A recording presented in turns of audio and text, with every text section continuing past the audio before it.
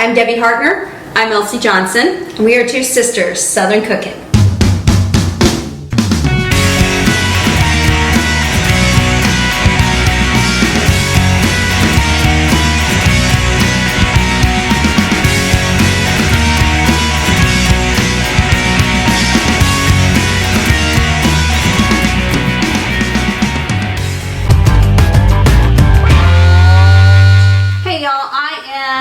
Starting the preparations for my beef stew. This is made with McCormicks beef stew mix, and I put carrots, onions, and celery and white potatoes in my beef stew. So right now I have a whole chuck roast here. I'm going to cut it up, and then I'm going to season it with seasoned salt and then flour it and get it ready to sear it on all sides in a Dutch oven.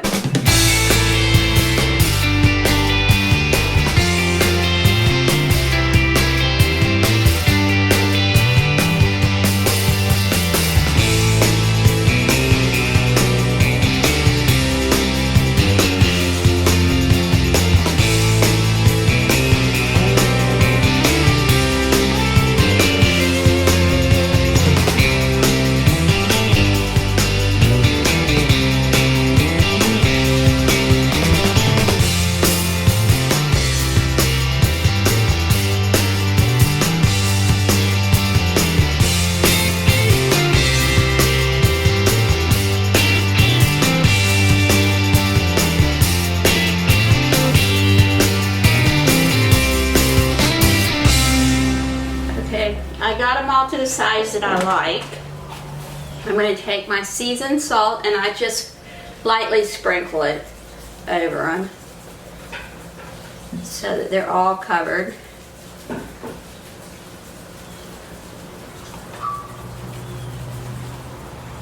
Alright, and then I just brought the lid to my bowl here so that I could flour them on. And I just roll them in the flour, put them to the side, and when I get the Dutch oven with just the bottom covered with a little bit of oil, it doesn't matter what, canola, vegetable, whatever, I'm going to sear them, just brown them on all sides. I usually do one side for 4 minutes, flip them over, do the other side for 4 minutes, and then I start the next process of putting the red wine in and then the beef broth. The mixture that we're using for the beef stew mix actually calls for water. I'm not using water. I didn't use water any other time that I've done it. Hey Buster. Buster Boo!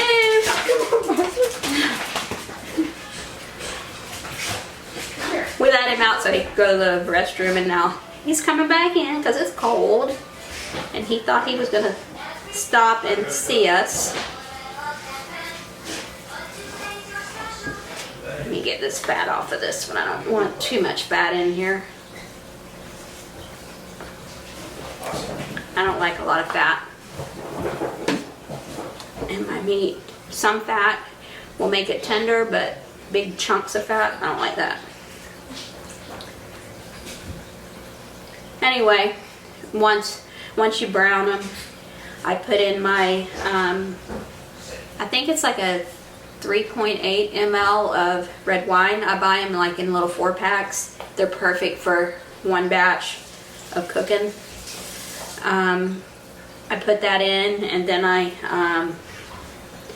put in, for 2 pounds of meat, you put in 5 cups. So I usually do like one quart container of beef broth, and then I do like a cup of water to top it off.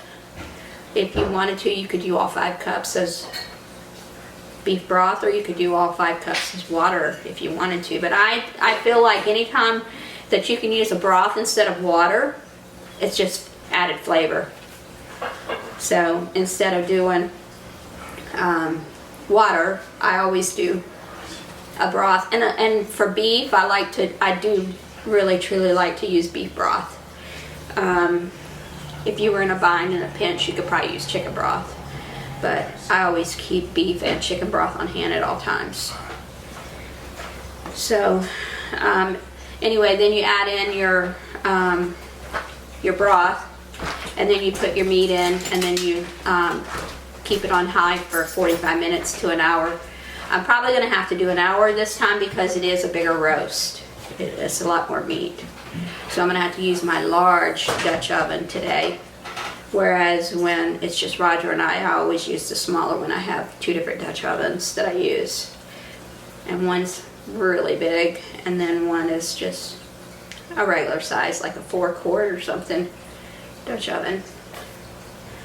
And then after the 45 minutes to an hour has passed, after you get your meat in there, and you've cooked it for 45 minutes to an hour until you can tell it's getting tender, or looking like it's starting to get tender, then while it's cooking, I'll get my vegetables ready. But at that 45-minute marker or an hour, then I'll add in all my vegetables, which will be the onions, the celery, the carrots, and the white potato. Now we are ready to get the Dutch oven and put it on the stove with the oil in it and get it heated up, and then we will start the process of browning each side of these, and we will show you that as soon as I get that started. I need to get my hands cleaned up and get the Dutch oven going, get it heated up. We want it almost like screaming hot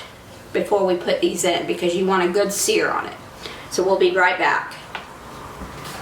Okay, y'all, I'm going to put these in, and you can see that it's hot. And once I get them all in there, I'll set my timer for 4 minutes so that I know that they've cooked for 4 minutes and get a good crust on them. And then I'll flip them over and cook them for 4 minutes on the other side, and then I'll just put them on a plate to the side until I get all of them done, because I'm going to have multiple batches because I have a lot of beef here. We got the meat out now. We're getting ready to put our broth in. So first thing is going to be the wine. It always steams up. And I usually scrape the bottom of the pan to get all the brown bits up.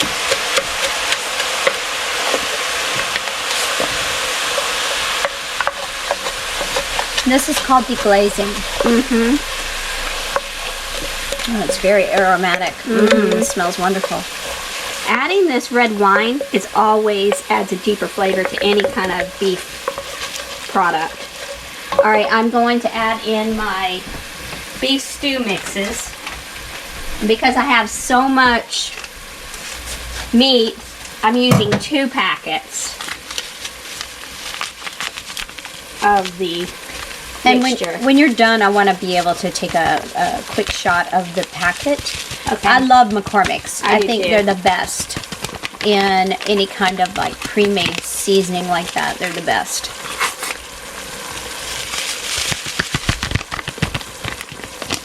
Okay.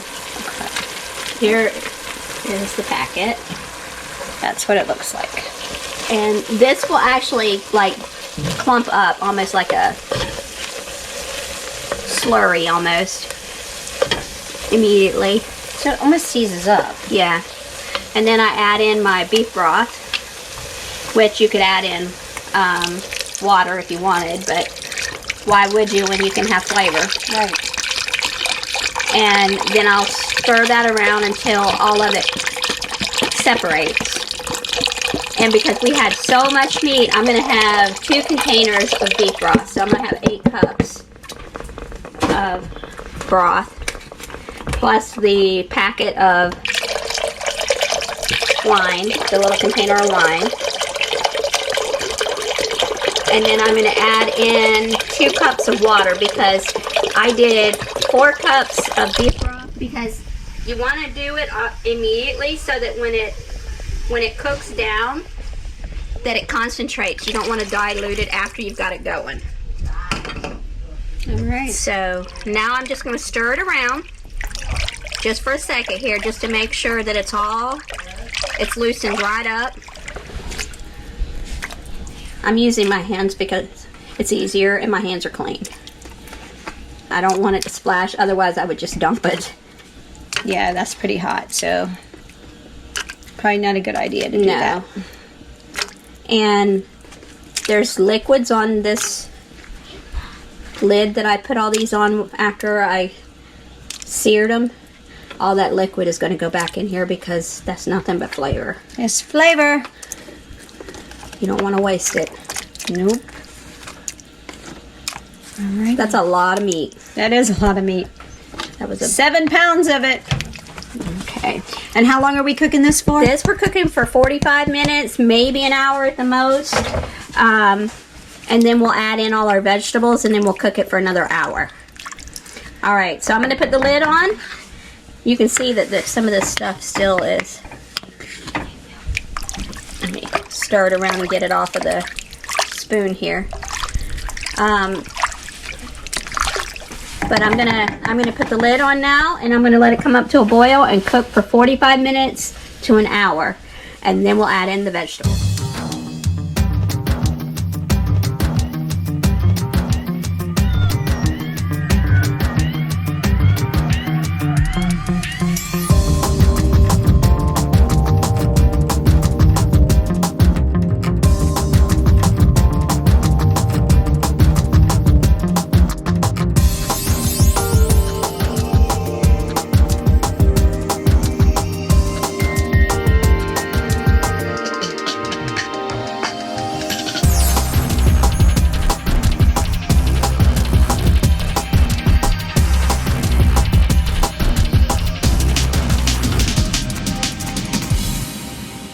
I'm Elsie. And I'm Debbie, We're two sisters Southern cooking. and we thank you for visiting our page. Please like, share, and subscribe.